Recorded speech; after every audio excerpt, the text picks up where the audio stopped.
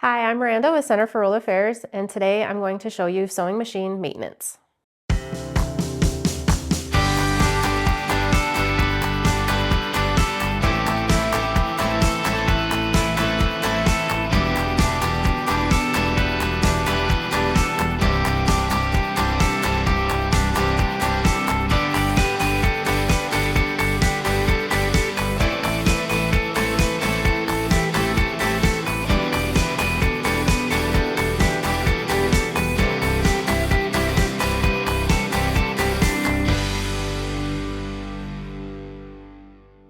Three things to remember.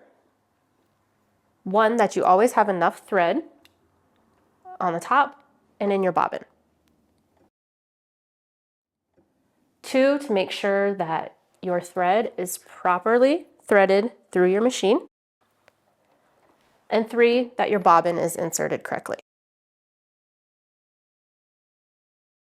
Make sure your needle is straight and it is tightened.